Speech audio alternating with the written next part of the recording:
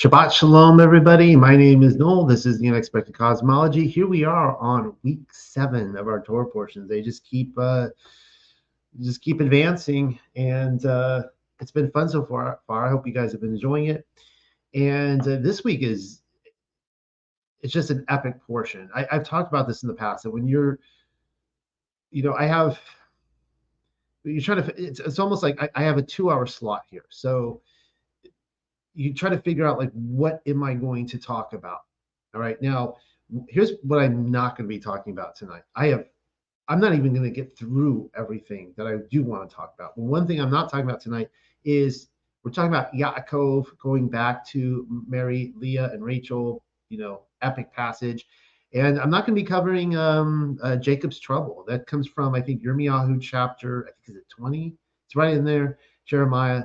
And he talks about the days of Jacob's trouble. Just so you guys know, I mean, my belief is that the year you're looking for is 70 AD.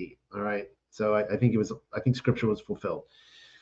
All right, so we had an incredible discussion beforehand. So if you guys have not joined my Discord group, and if you haven't made the time to come over every single Friday night, it's what is it? It's 8 o'clock Central right now, 9 o'clock Eastern time. Friday night, 2 hours ago, we opened up the room and we had a great discussion on Jubilees versus Jasher, and some were pro, some were nay, and just talking about that, talking about the Sabbath day regulations. It was a great discussion. I really enjoyed it. I enjoyed hearing from all of you guys. That's a time for you guys to come and talk about whatever you want to talk about. Jump into a conversation. You can ask me whatever you want. Of course, I'll try to answer the best I can. A lot of times I get asked questions that have nothing to do with anything I've ever researched, but I'll try. Anyways, I just love to see everybody coming in here and making comments. Shabbat Shalom to all of you guys. It's just so fun that, when the Sabbath day rolls around and everyone's like, greeting each other with Shabbat Shalom. So this is BARASHAYATH. Also, one more thing, again, I'm going from 9 to 11 on this Eastern time. I'm going to stop promptly at 11 o'clock if I'm not done yet. And we're going to start the late show. I'm going to be jumping over to tonight. We're starting the Book of Creation, and it is so epic. You guys aren't going to want to miss it. Even if you have to go to bed tonight because it's past your bedtime, be sure to check it out before it gets too far down the feed.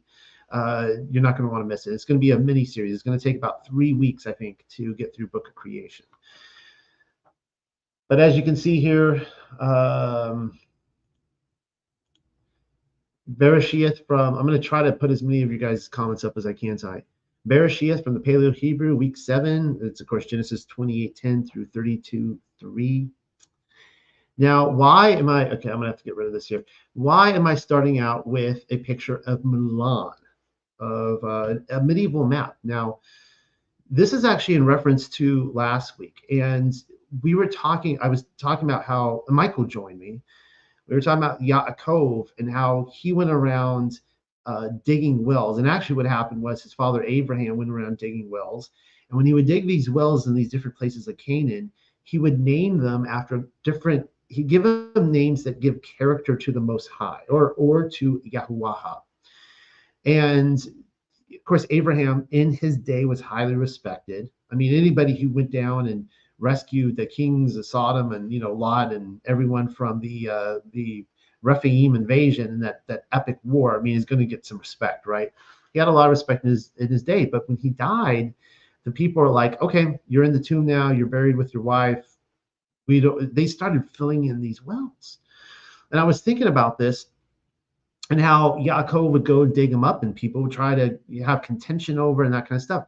And I was thinking about the theme of water, and the passage, what it would talk about, it was the water of life. I actually I wrote a paper on this week. I did a recording today, so hopefully the video will come out next week, talking about the waters of life and how it deals with the millennial kingdom. Because in these millennial kingdom cities, aka medieval cities, dark age cities, we see that they were these star cities. You can see this here with Milan, and there's water all through it. It's a magnificent city. It's built around water and just all irrigated, right? So, and then this is the Cathedral of Milan right here. Now they tell us that this thing it took 6 centuries to build this thing. No joke. Now, conveniently, it got finished being built in 1810, right around the mud flood, right with the advent of photography, But they say that like up until the 1960s, they were still doing little flourishes on it. Yeah, okay.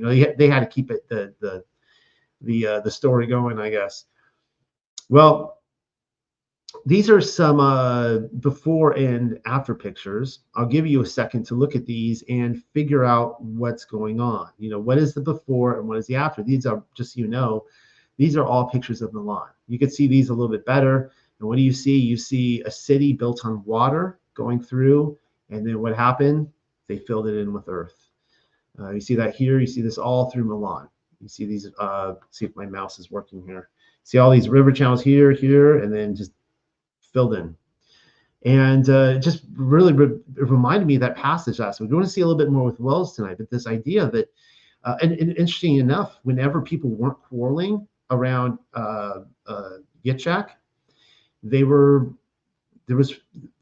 blossoming. There was fruits, but then they would, there would be friction. Of course, it was always about heaven. They didn't want to live in harmony with him, right? They didn't want to live according to the laws. And he's going around like a priest, and he's building this water for them. He was giving them water. They didn't want it. And so interesting, all this ancient civilization we see that they close up shop the same way. Very interesting. And, they say that there's nothing happened. The rabbis would say that, the sages would say that nothing happened to the patriarchs that did not happen to Israel later. And to that, I fully agree. We see it just cyclically all through history. All right. Paleo BARASHAYATH 28:10 through 22.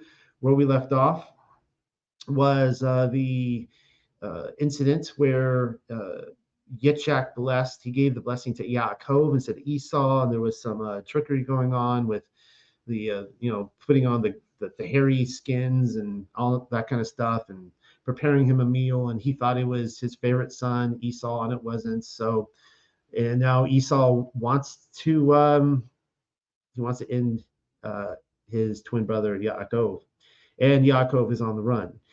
So Yaakov went forth from the well of the oath and traveled to Haran. So now he's going from one well to another well, and he reached a certain place and lodged there, for it was sunset.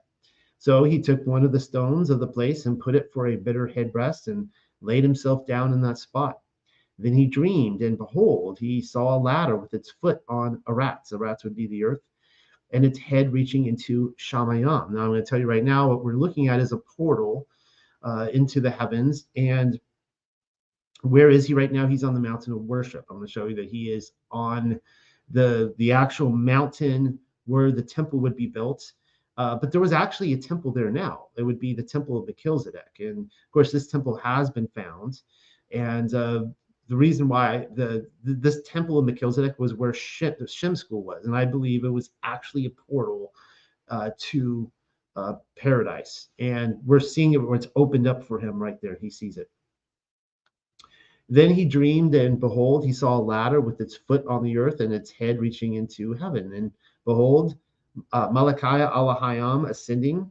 These would be, Malachiah would be messengers of Alahayam, right? Like angels, ascending and descending upon it. And he beheld that Yahuwah, the ever-living, was established above it. And he declared, I am Yahuwah Alahiah of Abraham your father, and the Alahiah of Yitzhak.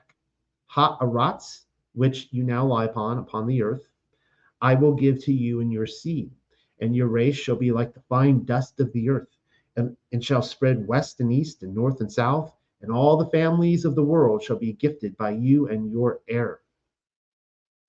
Be assured also that I am with you, and will guard you wherever you go, and I will give you a quiet return for this country, for I will not forsake you until I have accomplished what I have promised to you. Then Yaakov awoke from his sleep and exclaimed, Yahuwah, the ever-living, is certainly in this place, and I knew it not.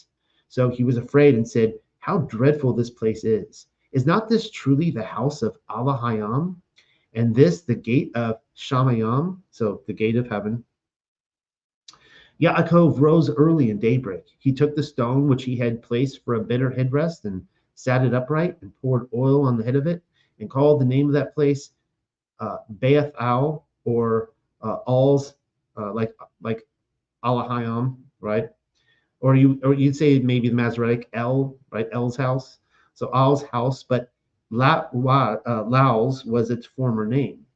Then Yaakov vowed a vow declaring, if Yahuwah, the ever-living Alahayah, is with me and will guard me in the way I now go, and give to me bread to eat and clothing to put on, and bring me back safely to the house of my father, then Yahuwah, the ever-living, shall be to me of Alahayam, and this stone which I place for a headrest shall be a house of Alahayam, and all that you give to me, I will return a tenth part to you. Now, there is so much going on here, and I will ask, uh, why did he say, and that he will give me clothing to put on? Now, I don't know how much clothing he has on here, but I'm guessing it's very little. You're going to see why in a second. Sometimes I kind of wonder if he showed up to Rachel's well in his skimpies. I think you don't really get this sense just from BARASHAYATH, but he's in a bad state here, guys. Like, he has just been basically, he wasn't really beaten, but he might as well have been. I mean, he has just been, again, it doesn't say this here, but he has just been robbed of all of his possessions. Now, that's a problem if he is on his way to get a wife. All right, he's on his way to get a covenant woman, and when you're on your way to get a covenant woman, you need money. You need something to show the father to go, I can take care of your daughter. Here you go. I've got prizes. I've got gifts for you. Look, I'm wearing fine clothing. He's going to show up in rags or something. All right. Not a good start to his journey. All right. So this is the, let's read here the Aramaic Targum, Genesis 28, same passage, and look at some of the similarities here. So we were reading from the Paleo. This is the Aramaic. 5 miracles were wrought for our, and they do a little bit of a midrash here. All right. So just so you guys are all clear. 5 miracles were wrought for our father Yaakov at the time that he went forth from Beersheba. The first sign, the hours of the day were shortened, and the sun went down before his time, for as much as the word had desired to speak with him. And I love that, how all through the Targum, Yahuwah is called the word. The second sign, and of course you guys know who the word is. The second sign, the 4 stones which Yaakov had set for his pillow, he found in the morning, had become 1 stone. I'm going to be putting a lot of focus on this tonight. The fact that it says, so he's 4 stones, and they became 1 stone. All right. Sign the third. The stone which, when all the flocks were assembled, they rolled from the mouth of the well, he rolled away with one of his arms. And we'll get that later. This is when he gets to the well, Leah and Rachel's well. He uses one arm to, and these would be huge stones, right? Like, have you ever seen pictures of these wells? I would actually wish I had one tonight. It would be something like, you'd be like, really pushing to get off, and he's just using one arm, which of course, his children, if you read like the 12 patriarchs and Jasher and the stuff, these guys were like Samson kind of guys. Sign the third, the stone which, when all the flocks were assembled, they rolled from the mouth of the well, he rolled away from one arm. Okay. The fourth sign, the well overflowed, and the water rose to the edge of it and continued to overflow all the days that he was in Haran. This goes exactly with the theme of what I was talking about the cities of the millennial kingdom, in which they were all based around water. Water was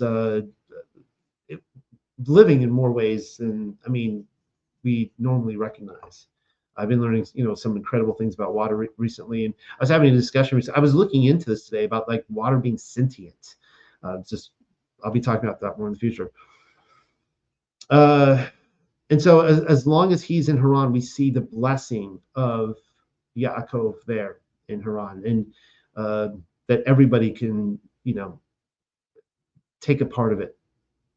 The fifth sign, the country was shortened before him, so that in one day he went forth and came to Haran. All right, now take that with a grain of salt if you must. I don't know. I've read multiple sources on this. I can believe it. I believe that that for whatever reason, it was a miracle. He started walking from the Mount of Worship on the next day, and before sunset or whatever, like within hours, he arrived all the way in Babylon. All right. And he prayed in the place of the house of the sanctuary and lodged there, because the sun had gone down. And he took 4 stones of the holy place and set his pillow and slept in that place. And he dreamed, and behold, the ladder was fixed in the ground, and the top of it reached to the height of heaven. And behold, the 2 angels who went into Sodom. Now pay attention to this. So remember, there were 3 angels that showed up to announce the birth of Yitzhak. So this would have been Yaakov's father being announced. They come to Abraham. Sharaha, she laughs in the tent. One of them is Yahuwah. He does not continue on to Sodom and Gomorrah. The 2 angels do. I think he ascends back up to heaven. And I think in the Aramaic Targum it says he did too. But anyways, these 2 continue on, and they're still on the earth. They never went back to heaven. So, and behold, the 2 angels who went into Sodom and who had been expelled from the midst of them, because they had revealed the secrets of Yahuwah of the world, and being cast forth, they had walked the earth till the time Yaakov went out from the house of his father, and had accompanied him with kindliness into Bethel. In that day had ascended to the high heavens and said, "Come and see Yaakov the pious, whose likeness is inlaid in the throne of glory, and whom you have so greatly desired to behold." Then the rest of the angels of the holy Adonai descended to look upon him. Now, one thing to note here, I decided to avoid talking about the whole pre-existence theme tonight. You guys know I love talking about it, but there's a reference right there. All right, his likeness is inscribed. Let me see what it says. His likeness was inscribed on the throne of glory. And there's some text, I might read from it next week, and it talks about how even though Abraham and Yitzhak were very important, you guys saw me talk about the divine conception of Yitzhak, that actually Yaakov, according to some sources, some texts, was a highly placed angel, a highly placed messenger in heaven that was assigned to come down. All right, so we can talk about that more in the coming weeks. Oh, but I did want to comment on this idea of these angels, messing up. And to any kind of Protestant thinking out there, that's almost unthinkable.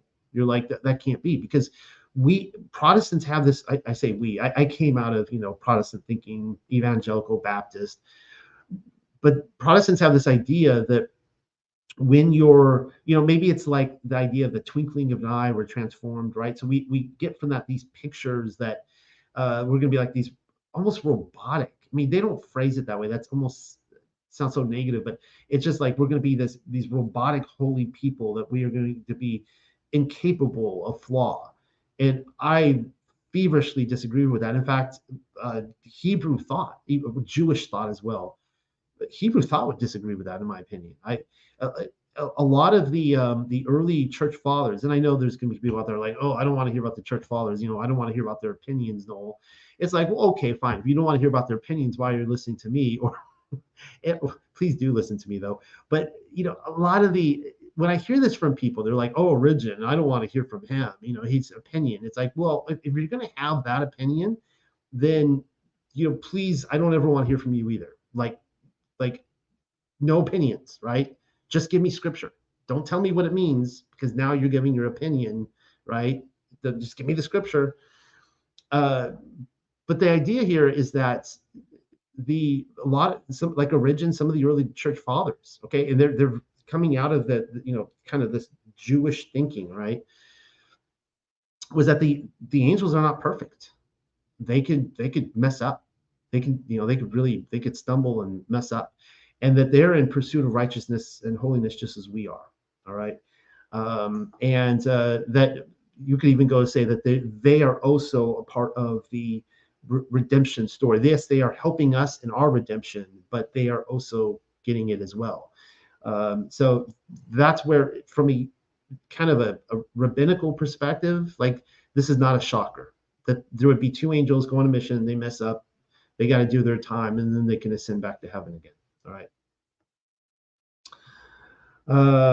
And behold, the glory of Yahuwah stood above him, and he said to him, I am Yahuwah, Elohim of Abraham, thy father, and Elohim of Yitzhak. The land on which thou art lying I will give to thee and to thy sons. And thy sons shall be many as the dust of the earth. It has been long commented upon that this word literally is dust here, and that there could have been more uh, maybe better terms. Like, with Abraham, it was the stars, right? For Yaakov, it's the dust. It's not the most flattering term. Even sand is more flattering than dust. And shall become strong on the west and on the east and on the north and on the south. And all the kindreds of the earth shall through thy righteousness and the righteousness of thy sons be blessed. Now, we're going to be seeing tonight, if I get there, because I'm going pretty slow, when all his sons are born. And of course, interestingly enough, all the names of his sons, they literally go over the whole earth and they become the peoples of the earth. And behold, my word is for thy help, and will keep thee in every place where thou shalt go, and will bring thee again to this land, for I will not leave thee until the time when I have performed all that I have told thee. And Yaakov awoke from his sleep and said, verily, the glory of Yahuwah Shekinah dwelleth in this place, and I knew it not. And he was afraid and said, how dreadful and glorious is this place. This place is not common, but the sanctuary of the name of Yahuwah, the proper spot for prayer, set forth before the gate of heaven and founded beneath the throne of glory. And Yaakov arose in the morning and took the stone which he had placed for his pillow and set it standing and poured oil on the top of it. And he called the name of the place Beth-El, but Luz was the name of the city at the first. And Yaakov vowed a vow, saying, if the word of Yahuwah will be my helper and will keep me from shedding innocent blood and from strange worship and from impure converse in this way that I am going, and will give me bread to eat and raiment to wear, and will bring me back in peace to my father's house. Yahuwah shall be my Elohim. Now, or Elohim. Now, keep in mind here, this is why Yitzchak, I commented on this in the past, this is why Yitzchak was never allowed to leave the land. Abraham made it clear, you are not leaving the land to find a wife. The common consensus on this, it seems, is that it's because Yitzchak was an ascending offering and Yaakov was not. But you can see here that Yaakov is concerned. He knows, though of course Canaan isn't all that great either at this time. I mean, it's pretty pagan, but he's really concerned because he's heard all these stories about pagan Babylon, Nimrod's kingdom, all this kind of stuff, and he doesn't want to go back there and fall into the trap of that paganism. So he's asking here to be guarded as he goes forward. It's a great prayer. Yahuwah shall be my Elohim, and this stone which I have set for a pillar shall be ordained for the house of the sanctuary of Yahuwah. And upon it shall generations worship the name of Yahuwah. And of all that thou mayest give me, the 10th will I separate before thee. Now he's talking about this stone. And he's saying that this stone right here, this pillar, the stone is a pillar. Remember, the stones came together, became one pillar. This shall be ordained for this house of the sanctuary of Yahuwah. I believe he's actually saying it's going to be its cornerstone. I think that's what he's saying. All right, let's read quickly. And I'm going to talk about the Stone of Scone in here in my research on that. But let's read what it says in the Asher 29, 31 through 34.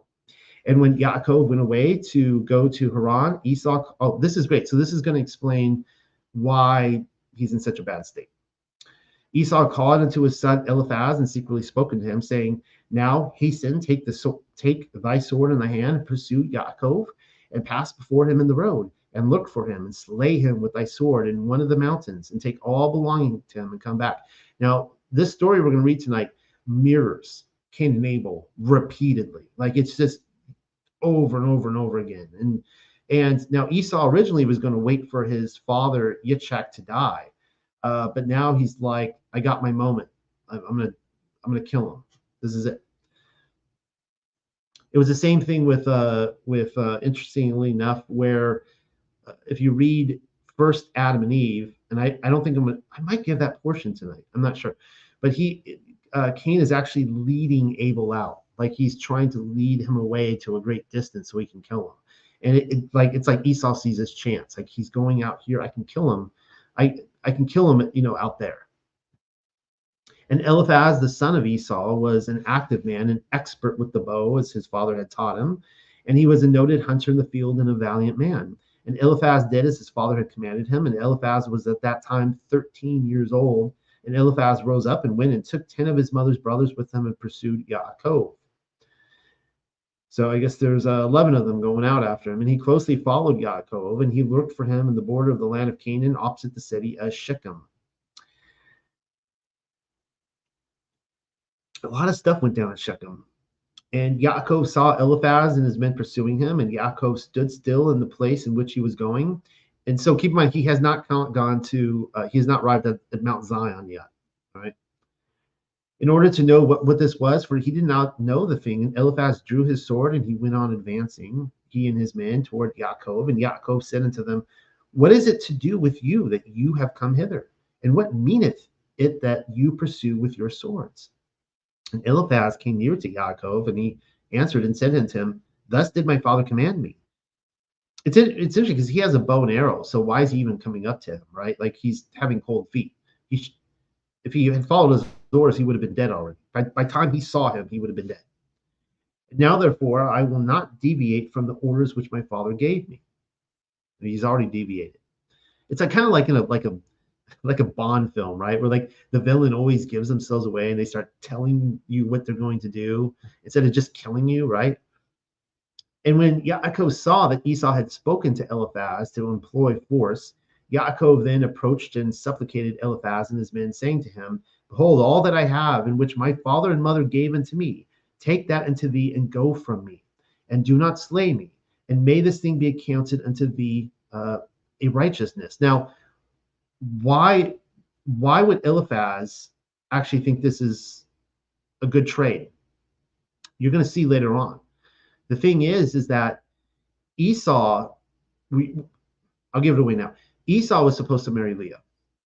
All right. So there was already a prearranged marriage where Esau was supposed to go and marry Leah. He didn't want to really marry Leah. He went and married some other woman that we saw last week caused great sorrow to his parents. And it was idolatry and this kind of stuff. But so now he's like, man, you took my inheritance, but now you're taking this money intended for my wife. I'm going to kill you for that. And so this is why Yaakov is like, he knows this. And he's like, just take it. Here, take it. I don't need any of this. It's all yours. All right. And Yahuwah caused Yaakov to find favor in the sight of Eliphaz. Doesn't kill him. I'm skipping ahead. Esau's mad at his son for not killing him. He lost his opportunity right there, but he will lay in wait. All right. So, we're skipping ahead. Let's see here. Okay. Oh, yeah, let's read this last verse 43. Then he went to the house of Ishmael, his uncle. In addition to his older wives, he took Mechlath, the daughter of Ishmael, the sister of Nebaioth, for a wife. So, again, the context here is marriage. And Esau knew that this money was for a bride. And so it's interesting that he goes and takes a bride. He doesn't go take Leah. He's not interested in Leah. But he goes and takes someone from Ishmael. All right. And so this looks like the next chapter. This would be chapter 30, verses 1 through 4. And Yaakov went forth, continuing his road to Haran, and he came as far as Mount Mariah. All right, so catching us up to speed. And he tarried there all night near the city of Luz. And Yahuwah appeared there unto Yaakov on that night. And he said to him, I am Yahuwah Elohim of Abraham, and Abraham of Yitzchak, thy father. The land upon which thou liest, I will give unto thee and thy seed. And behold, I am with thee and will keep thee wherever thou goest, and I will multiply the seed as the stars of heaven. Kind of interesting there because he says stars and not dust. It doesn't say that in the Masoretic or the Paleo, to my understanding. And I will cause all thine enemies to fall before thee. And when they shall make war with thee, they shall not prevail over thee. And I will bring thee again into this land with joy, with children, and with great riches. And Yaakov awoke from his sleep, and he rejoiced greatly at the vision which he had seen. And he called that name, the place of that name, Bethel. And Yaakov rose up from that place quite rejoiced. And when he walked, his feet felt light to him for joy. And he went from there to the land of the children of East. So, kind of interesting here because Jasher, it doesn't say he got there in one day. You know, that's a question I have, whether he really did or didn't, but it gives a similar picture that it was just like this joyous journey, and it was just light on his feet, and he just showed up. It didn't feel like a journey to him. And you're going to see the same thing where like the years where, you know, the 7 years and the 7 years, it just passed as if it was like nothing for his love for Rachel.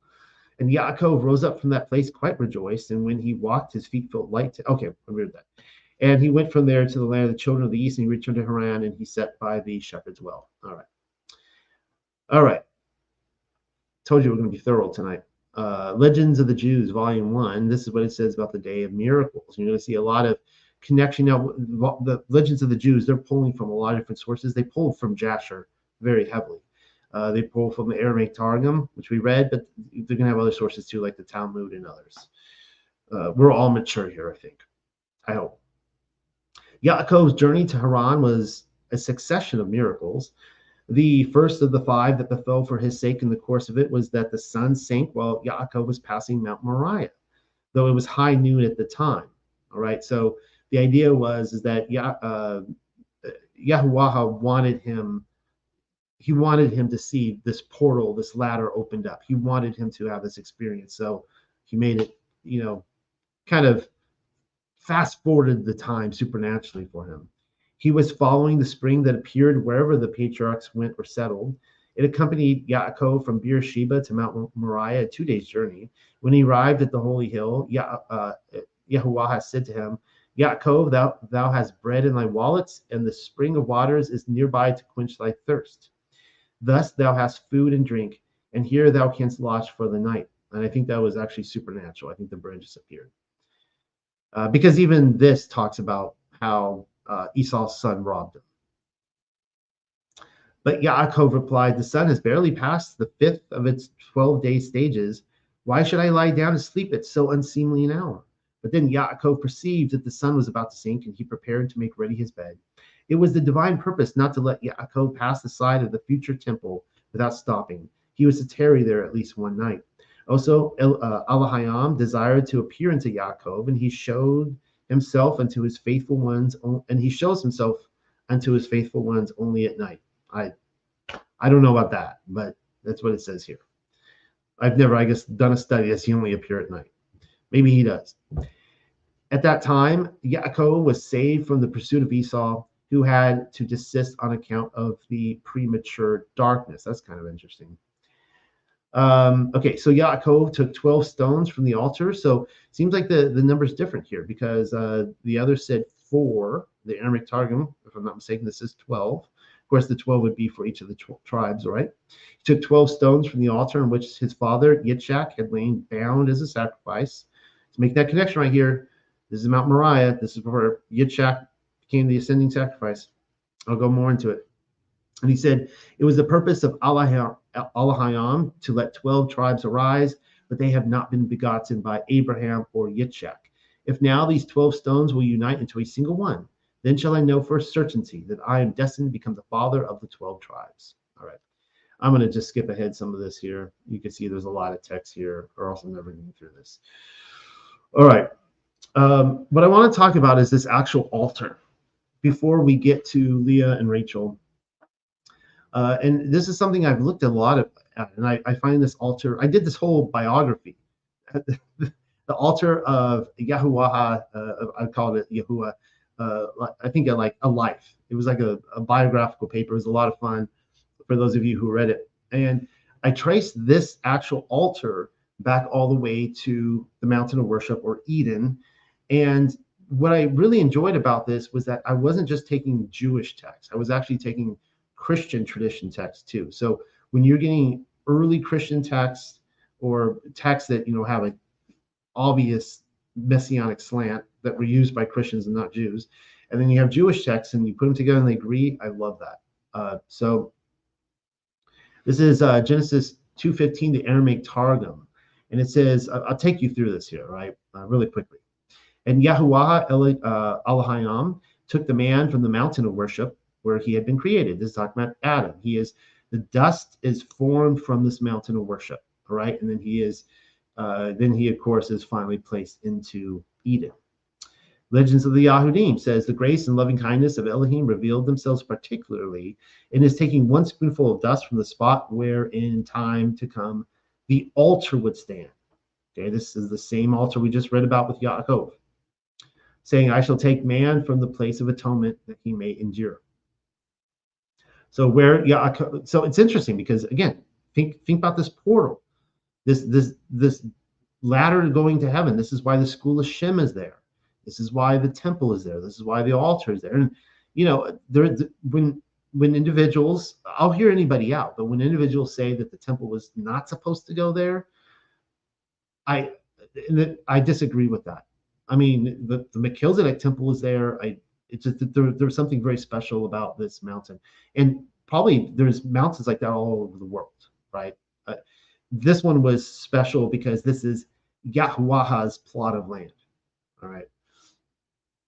We see here the cave of treasure. So this is what I'm talking about in terms of, this is a Christian text we're going to read now.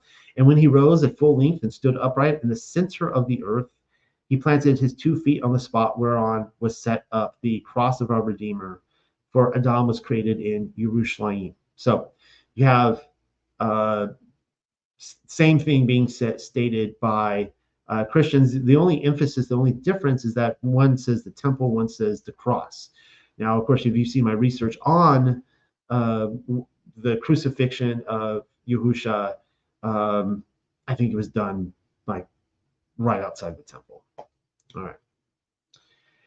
And this comes back to the Targum again, Genesis 3:23, and Yahuwah, I'll just say Yahuwah here for the modern Hebrew. And Yahuwah Elohim removed him from the Garden of Eden, and he went and dwelt on Mount Mariah. So when Adam leaves paradise, he goes to Mount Mariah.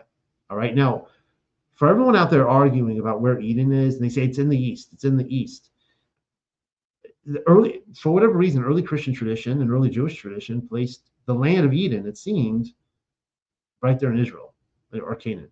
So I don't know. I'm just going to read what this says. All right. I'm not going to overcomplicate this. We see here's another book, Second Adam and Eve. Then Seth, Eve, and their children came down from the mountain to the cave of treasure. So this is what I was talking about before, where Jewish tradition will say that Adam and Eve were buried in the cave in Hebron. Well, according to Christian tradition, the cave of treasures is right there in Yerushalayim, and it was right under where Yahushua HaMashiach was crucified. And, and Adam is actually buried right underneath it. But Adam was the first whose soul died in the land of Eden in the cave of treasure. So if you're paying attention to this, for everyone who's saying Eden's in the east, it says right here, Jerusalem, Yerushalayim was in the land of Eden. Canaan was the land of Eden, all right, before the flood. The Jews and the Christians were saying this. Maybe they were wrong. I don't know. That's what it says. All right. First Adam and Eve, 1:9. And Elohim commanded him to live there in a cave in a rock, the cave of treasures, below the garden. Right? So the Garden of Eden is right above it, and Eden is right below. And he lives in the cave, right under the garden. All right, let's see. What is this? This is, okay, so this is a long section I'm not going to read for lack of time. Second Adam and Eve. And what this is establishing here, as you can see here in the yellow and the red, it says, it talks about how, therefore did they all at all times, this is Seth and his children, therefore they at all times hear the voice of angels, praising and glorifying Elohim from within the garden, or when they were sent by Elohim on an errand, or when they were going up to heaven. Now remember, this shouldn't be too hard. This shouldn't be hard to conceive, because Yaakov has seen a portal going from the earth, Ha'aratz, up to the Shamayim, to the heaven. And so this idea is that like Eden at some point was down, almost like hovering over the earth, like right over Mount Mariah. And it was so close they could smell it, they could hear it, they could taste it on their mouth. I mean, they could just look and it's right there. They could see the gates. It wasn't that far above them. Now, it was a spiritual realm. So I don't know if just normal people might be able to see it, but the sons of Seth were able to, being that they were on this mountain of worship. For Seth and his children, by reason of their own purity, see, there it is, heard and saw those angels. Because of who they were the sons of Elohim. They were called that, and because of that, they alone. So the sons of Cain wouldn't have been able to look up and see paradise. And as you recall, Cain was an atheist. He didn't even believe in it. He's like, there is no afterlife. All that you're saying, I don't see any of that. And then he killed them. Then again, it says, then again, the garden was not far above them. All right. And it says right here, for the family of Seth smelled the smell of the trees in the garden when the wind blew that way. So I think what Yaakov is seeing here is, I think he's seeing the ladder go up to paradise, up to the Garden of Eden in the third heaven. All right, now we see first Adam and Eve 23:4, and it says, then Adam and Eve, or Hava or Chua, took stones and placed them in the shape of an altar. And then they took leaves from the trees outside the garden, with which they wiped from the face of the rock the blood they had spilled. All right. So this is when we are seeing the altar get built. I want to establish Mount Mariah, Zion, where the temple was built, right? The city of David. It was the mountain of worship that Adam and Eve lived on. And there's the cave of treasures right below it. And they built the altar. All right. So let's keep moving forward in their story. The first time Adam witnessed the sinking of the sun, he was also seized with ancient fears. It happened at the conclusion of the Sabbath. And Adam said, woe is me for my sake, because I sinned, the world is darkened, and it will again become void and without form. Thus will be executed the punishment of death, which Elohim has pronounced against me. He's freaking out over the sun. All right. All the night he spent in tears, and Eve too wept as she sat opposite to him. There's like this whole book is just them like crying. Like the whole book is just the two of them getting together and having a cry party the whole time, and then like throwing themselves off rocks and trying to die. When day began to dawn, he understood that what he had deplored was but the course of nature, and he brought an offering into Elohim, a unicorn, whose horn was created before his hoofs, and he sacrificed it on the spot on which later the altar was to stand in Yerushalayim. So here again, now this is the legends of the Jews. Again, we have the altar, Mount of worship, built by Adam and his woman, and the first sacrifice is a unicorn. Now, in order to have a unicorn sacrifice, it means it has to be a clean animal. It's got to have split hooves and chew its cud. Makes me think it's like a kind of a gazelle type of creature. And in fact, in a lot of the pictures I've seen of unicorns. Nowadays, when we think of unicorns, we think of like My Little Pony. We think of those Budweiser horses, those big old huge giant horses, with a horn. And it's like, no. Like a lot of the old artwork, and it's not rhinoceroses either. A lot of the old artwork depicts. So I fully reject the rhinoceros story. They're not clean animals. But you can just see these more genteel, smaller creatures with big old horn on them. All right, let's see. Another one for Legends of the Jews. And all right, this is talking about the slaying of Cain and Abel now. Slaying of Abel by Cain did not come as a wholly unexpected event to his parents. In a dream, Eve had seen the blood of Abel flow into the mouth of Cain. Now, in the book of Adam and Eve, also Abel has a similar dream like that. Who drank it with avidity, though his brother entreated him not to take all. When she told her dream to Adam, he said, lamenting, oh, that this may not portend the death of Abel at the hand of Cain. He separated the two lads, assigned to each an abode of his own, and to each he taught a different occupation. And it's interesting that we see in all these stories, Cain and Abel getting separated by land. And it's kind of similar, again, to Esau and Yaakov, or how Abraham sent away his sons and gave his inheritance to Yitzchak. But specifically with Esau and Yaakov, we see a repeated pattern. Cain became a tiller of the ground and Abel a keeper of sheep. And of course, Yitzchak was a keeper of sheep, whereas Ishmael was not. Not sure actually if he marries. Yeah, he is. He's a shepherd. We'll see all that tonight. Rachel was a shepherd. Leah was a shepherd, and Esau was not. So Abel was a keeper of sheep. It was all in vain. In spite of these precautions, Cain slew his brother. All right, let me just fast forward. Talking about their offering, you read the yellow here. They brought their sacrifices on the 14th day of Nisan at the insistence of their father, who had spoken thus to his sons. This is the day on which in the time to come Yahshua will offer sacrifices. Therefore do ye too bring sacrifices to your Creator on that day, that he may take pleasure in you. And the place of offering which they chose was the spot whereon the altar of the temple of Jerusalem stood later. Legends of the Jews. All right, now this second Adam and Eve, let's see what this says. Seth and his children dwelt on the mountain below the what? The garden. Second paragraph. Then Seth often fasted every 40 days, as did also his eldest children. For the family of Seth smelled the smell of the trees in the garden when the wind blew that way. That had to be very lovely. Second Adam and Eve, 11:10 through 12. Getting back to the Aramaic Targum. Now we're in chapter 8, verse 20. Fast forwarding to, let's see, in Noah. And Noah built the altar before Yahuwah. This is after the flood. That altar which Adam had built in the time when he was cast forth from the Garden of Eden and had offered an oblation upon it. Now, just so you know, because the ark, it was, it was in the Ararat Mountains. Okay, it's over there in Turkey. I personally think it took a great while to come over here to the mountain of worship. He might have taken a trip and then gone back. I think he lived in the Turkey region for a while, and then I think he lived in the Damascus area for a while.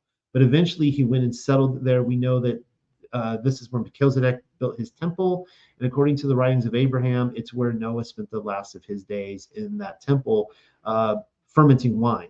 So when they actually discovered that temple, I kind of had a nerd moment, because they found that it was a place for pressing wine, and I'm like, that's Noah. Noah built that. That's so awesome. But anyways, so he rebuilds the altar there on the mountain of worship. It says, let's see, and upon it had Cain and Abel offered their oblations. All right, this is from the Aramaic Targum 8:20. Moving on, Aramaic Targum 22:9. And they came to the place of which Yahuwah had told him, and Abraham built there the altar which Adam had built,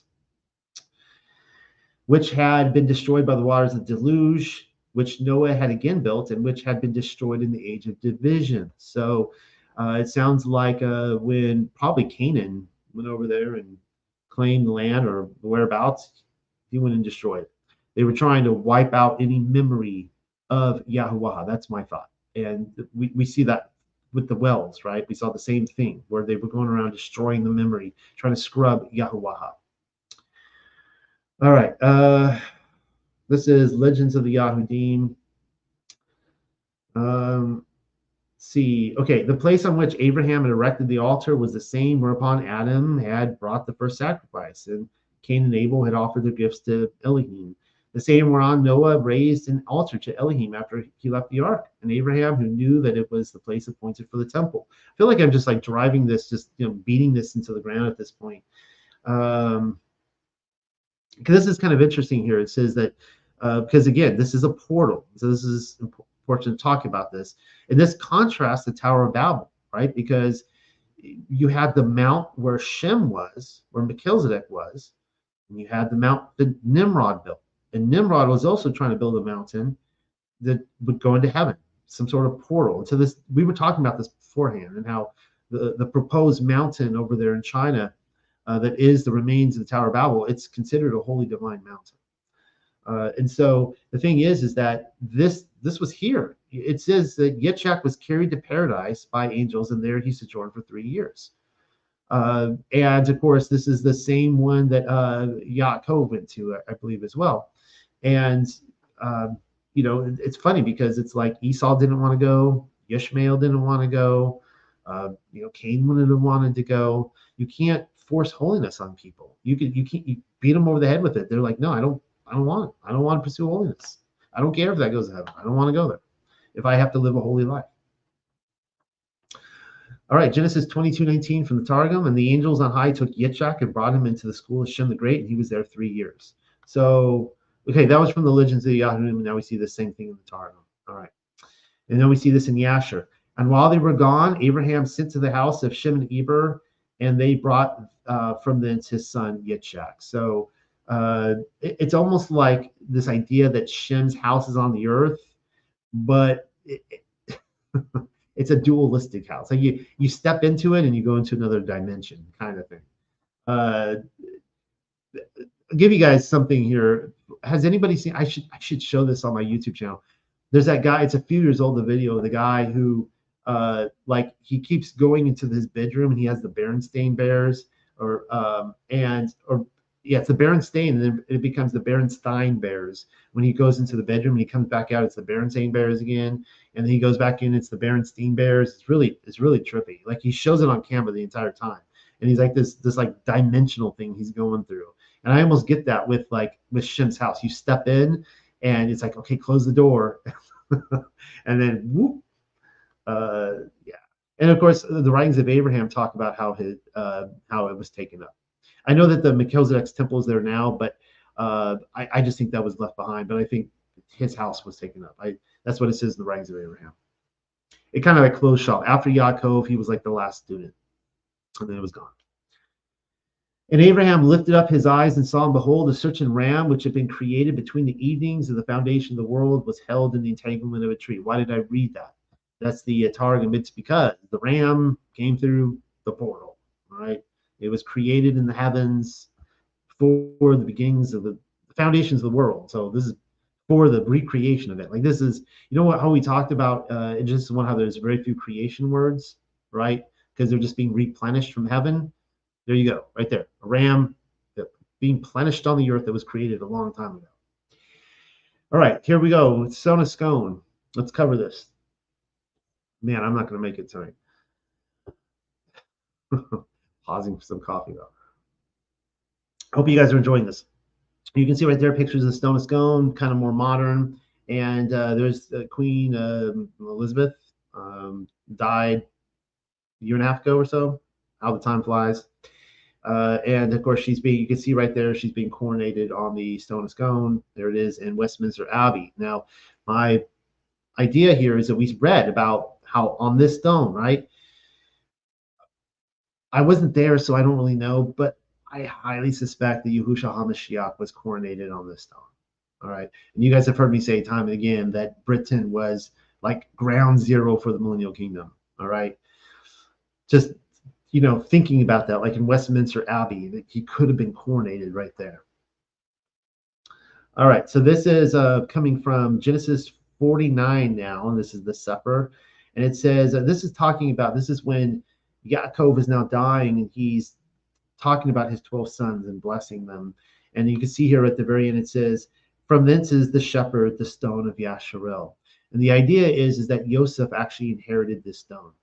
And this stone, when his brothers finally went out to Egypt or to Mitzrayim, they would have brought the stone with him. Yosef would have had the stone. And then, of course, the stone would have been carried out with him just as his body was carried. Remember, all the brothers, they were buried back in Canaan, each in their time. The only one that wasn't was Yosef. And he was carried, Moshe and the others carried him out. They would have carried this stone with them. All right. So now we're starting on the wilderness of Zin. We're gonna read two different accounts, the wilderness of Sin and the wilderness of Zin. And people will say it's the same account retold, which I think is completely untrue. These were taken about 38 to 40 years apart.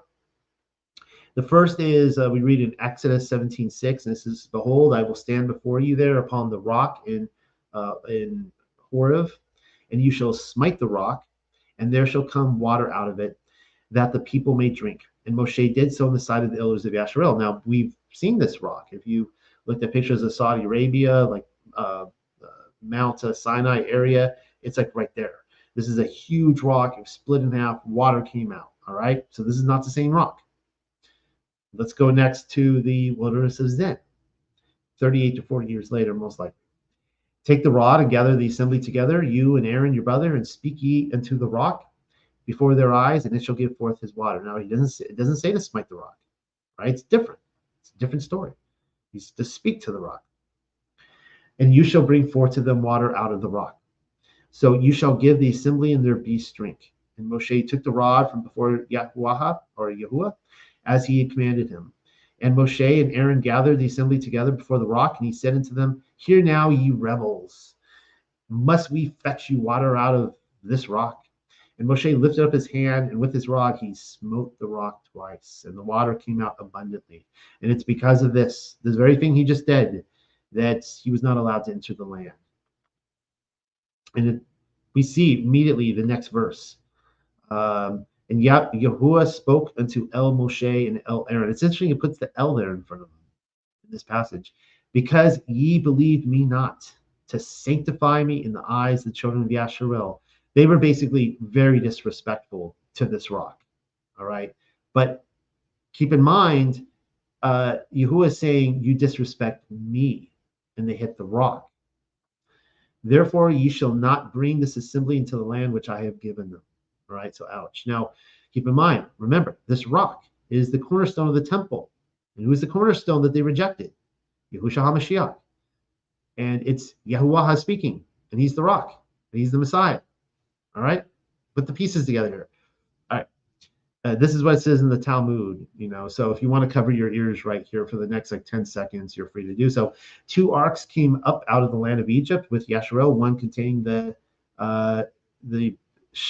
Scone stone, the stone of Scone, and the other the body of Yosef.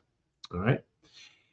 They actually say the Stone of Scone, but the thing is that what the Yahudim do is that they can't give any credence to Britain. They can't do that. So, well, I'll get to it later. Let's just have fun getting there. We see this in the ascents of Yaakov. But when Moshe had gone up to the mount and was staying there 40 days, the people, although they had seen Mitzrayim struck with the 10 plagues, and the sea parted and passed over by them on foot, manna also given to them from heaven or for bread, and drink supplied to them out of the rock that followed them. Okay, this is not a rock. It's not talking about a rock that's in the desert sitting there. This rock, it went with them wherever they went, and water poured out of this rock. Which kind of food was turned into whatever taste anyone desired. Which there's another thing right there. I talked about the manna in the millennial kingdom, and whatever you wanted it to taste like, it tasted like that. It says that right there in the sense of Yaakov. It says that in rabbinical text too. So there you have a Christian and a Jewish text, agreeing. All right, next is 1 Corinthians 10:1. This one really blew me out of the water when I read this. This is Paul. Dun dun dun. Somebody commented, said I quote from Paul too much. I really don't think I quote from Paul too much. I don't think quoting from him like once per week of all these quotes is quoting from him too much, but whatever. I guess once is too much, right? Moreover, brethren, I would not that ye should be ignorant, how that all our fathers were under the cloud and all passed through the sea. It sounds like Yaakov, right? And we're all baptized into Moshe in the cloud and the sea. That's kind of cool. And did all eat the same spiritual food, right? This is the manna that tasted like whatever you want it to taste like. And did all drink the same spiritual drink. Same spirit. What spiritual drink is that, Paul? For they drank of that spiritual rock that followed them. And that rock was Mashiach. Wow. That's 1 Corinthians 10:1. And Yahushua wrote these words in the Sefer of the Torah of Elohim. This is, so this is not Yahushua HaMashiach. This is Yahushua as in Joshua, the book of Joshua. And he took a great stone and set it up there under an oak that was by the sanctuary of Yahuwah. Why would this stone be next to the sanctuary? This is not, by the way, this is out in, where was it at this time? It's not in, is it Shiloh? It might not be Shiloh yet. I think it's over by Shechem at this point, but whatever, that's a mute point. It's not in Jerusalem. But there's this stone following around with the sanctuary that they would set up. This is the stone we've been looking at, the one that became one stone with Yaakov. That's Messiah. It's Mashiach, Yahuwah. And so this is interesting. So it's in Shechem at this point. So, and the bones of Yosef with the children of Yasharel brought up out of Mitzrayim, buried they in Shechem. It's basically saying that he was finally buried there, and so it makes sense why the stone was there as well at this time. And then we see in Judges 9:6, and all the men of Shechem gathered together, and all the house of Milo, and went and made Abimelech king. This is not the same Abimelech, obviously, we read in Genesis, by the plain of the pillar that was to Shechem. So we see the pillar is still there at this time. It hasn't moved to Jerusalem yet. And on this pillar, they would coronate and make kings. I like the Stone of Scone. Like the Scone stone. All right, let's keep reading. Oh, well, you know what? I guess I kind of end there. So I didn't want to get too far into this, but well, if you kind of read my present, if you look at my presentation that I did on this Stone of Scone, it's a from there, Yirmiyahu, Baruch, they're given Nebuchadnezzar's purse. They can go do whatever they want. And he has the mission of uprooting the kings of Judah and planting them elsewhere. He goes into Egypt. He goes up to presumably Spain. He gets Tetepi there, a Judean princess of the house of David. Goes up to Ireland, plants her as a queen, and the rest is history. And then we find the Stone of Scone waiting there for the with the rise of Christianity and as well as the millennial kingdom. So that's my whole stick on that. All right, let's continue reading Paleo BARASHAYATH 29, 1 through 30. Then Yaakov arose onto his feet and went towards the land of the sons of the east. And he looked and saw a well on the field, and there were by it 3 flocks of sheep. For from that well they watered the flocks. But a great stone was on the mouth of the well. So when all the flocks had collected there, they rolled away the stone and watered the sheep, and then returned the stone onto the mouth of the well until another time. Yaakov therefore asked them, Brothers, where do you come from? And they replied, We are from Haran. Then he asked them if they know Laban, the son of Nechahuar, to which they answered, We know him. He next asked them, Is he well? And they said, He is well. And here is Rachel, his daughter, coming with the sheep. Then he asked, Look, it is full day already. Is it not time to water the cattle and sheep that they may go and feed? But they replied, We cannot until all the flocks are collected. And they rolled away the stone from off the mouth of the well and watered the sheep. While he was speaking with them, Rachel came with her father's sheep, for she shepherded them. But it happened that when Yaakov saw Rachel, the daughter of Laban, the brother of his mother, and the sheep of Laban, his mother's brother, that Yaakov rolled the stone from off the mouth of the well and watered the sheep of his mother's brother Laban. So this is where they talk about the miracle with one arm.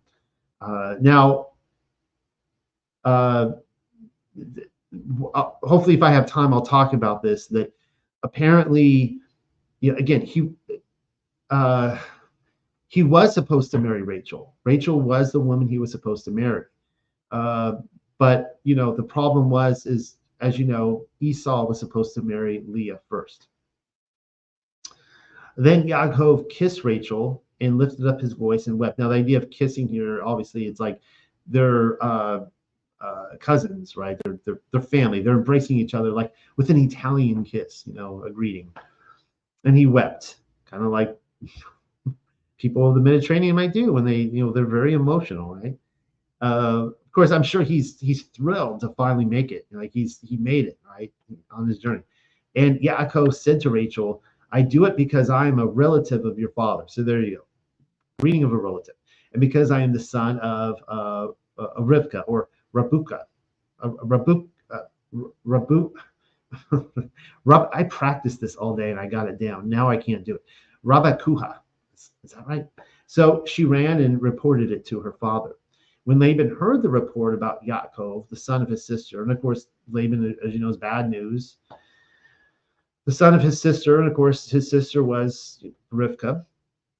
He ran to invite him, embraced them, and kissed them, and brought him to his home, where he related to Laban all these events. Then Laban declared, You are my bone and my flesh. So he stayed with him a month of days. When Laban said to Yaakov, Since you are my relative, now serve me and also inform me what wages I shall pay you.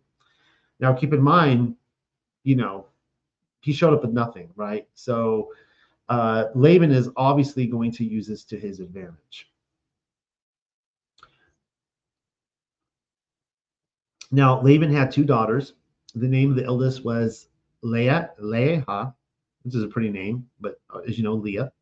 And the name of the youngest was Rachel. But the eyes of Leah were tender, and those of Rachel perfect in form.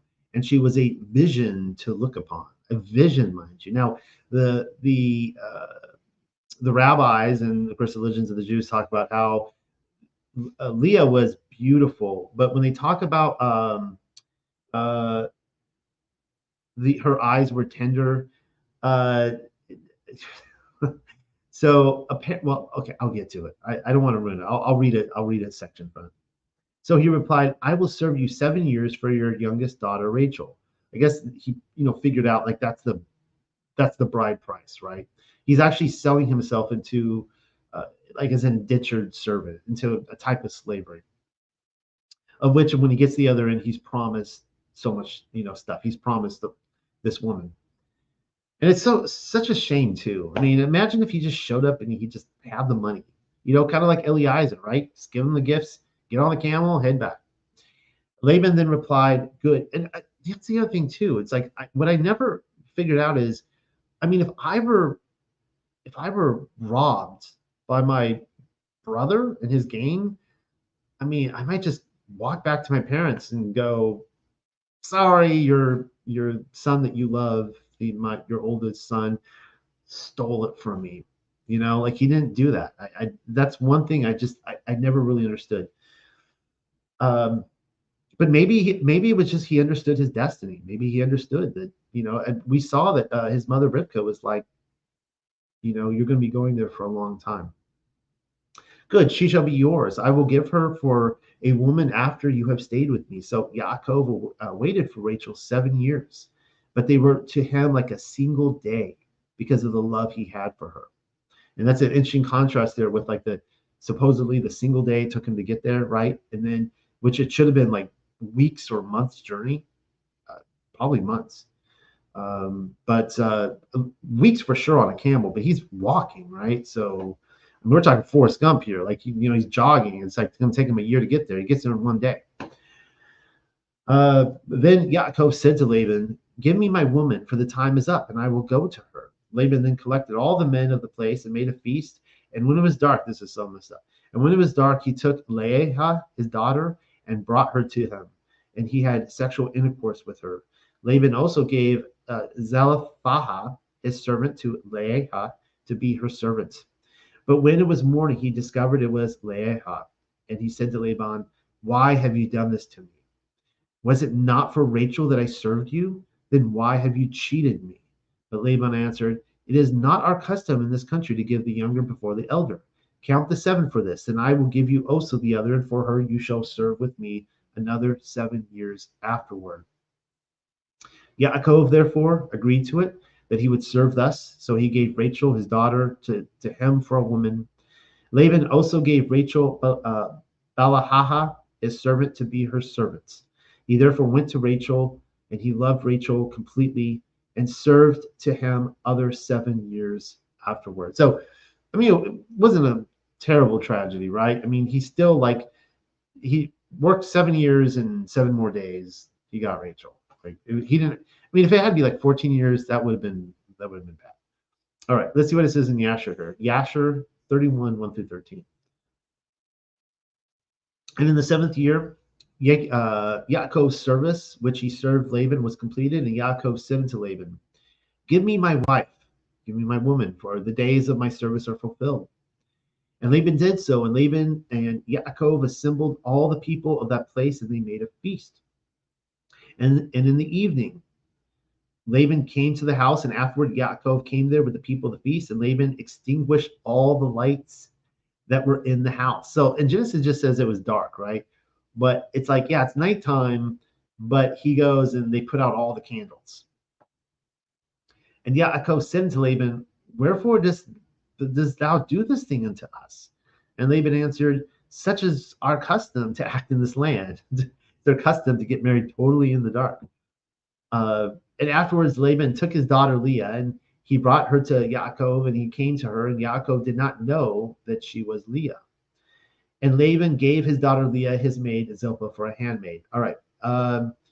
It's jumping to verse 7 here, trying to make up some time.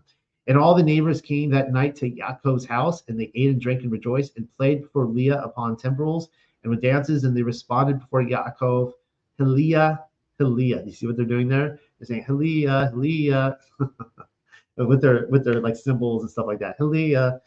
That's the only time you're going to hear me sing, by the way, unless you come to my house and you hear me singing with my daughter with the wiggles. And Yaakov heard their words, but did not understand their meaning. But he thought such might be their custom in this land. And the neighbors spoke these words before Yaakov during the night. And all the lights that were in the house, Laban had that night extinguished. Of course, you guys know, right? Leah, right? It's for Leah. And in the morning, when daylight appeared, Yaakov turned to his wife, and he saw, and behold, it was Leah. And he's like, oh, that's the song they were singing that had been lying in his bosom. And Yaakov said, behold, now I know what the neighbors said last night to Leah. They said, and I knew it not. And Yaakov called unto Laban and said unto him, what is this that thou hast done unto me? Surely I served thee for Rachel. And why did thou deceive me and did give me Leah? And Laban answered Yaakov, saying, not so is it done in our place to give the younger before the elder. And you guys, of course, know this. Okay. And he went on and took Rachel for a wife. All right. Aramaic Targum, I thought I put a passage in here. Maybe I'll still get to it about the agreement between Rivka and Laban about who was to marry who. Hopefully I put that in there. All right. Let's see. Do I want to read this for lack of time? Well, let's see what I can do. And Yaakov lifted up his feet, lightly to proceed, and he came to the land of the children of the east. Let's see. I'm just going to scroll through this because I'm losing time here, losing daylight, just like Yaakov at Mount Zion or Mount Mariah. Let's see here.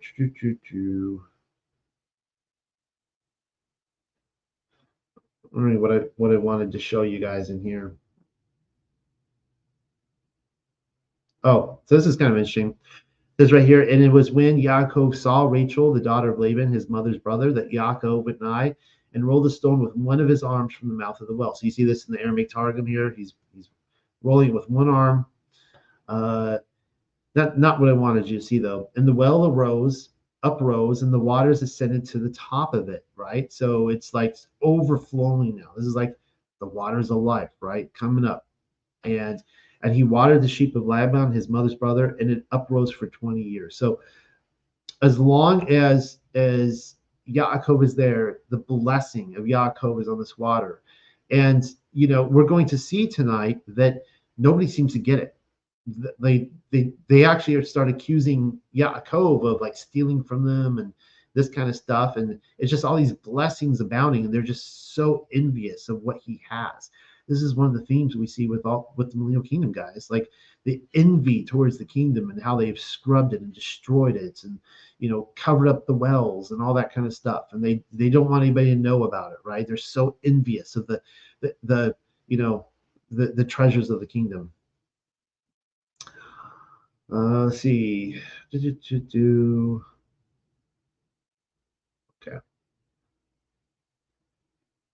I'm just going to skip all this.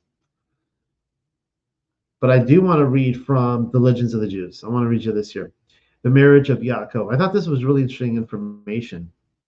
After Yaakov had served Laban 7 years, he said to his uncle, Yahuwah destined me to be the father of 12 tribes. I am now 84 years old. Maybe he shouldn't have given him that information. Sometimes you can give someone too much information. And if I do not take thought of the matter now, when can I? Thereupon Laban consented to let him have his daughter Rachel to wife. And he was married 44 years after his brother Esau.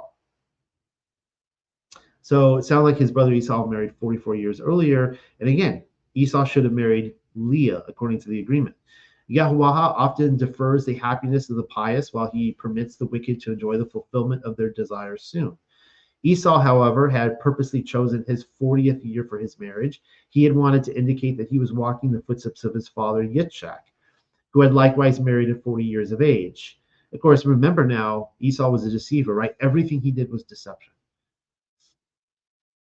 Esau was like a swine that stretches out its feet when it lies down to show that it is cloven-footed like the clean animals, though it is nonetheless one of the unclean animals. Well, that's interesting.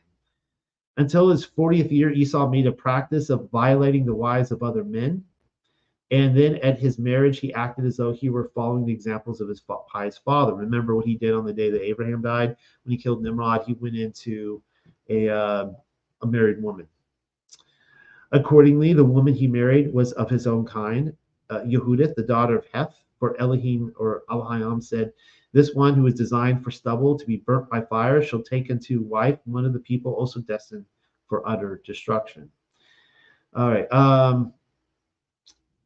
Okay, maybe this is what I wanted you to read. For different it was with Yaakov. He married the two pious and lovely sisters, Leah and Rachel. For Leah, like her younger sister, was beautiful of countenance, form, and stature.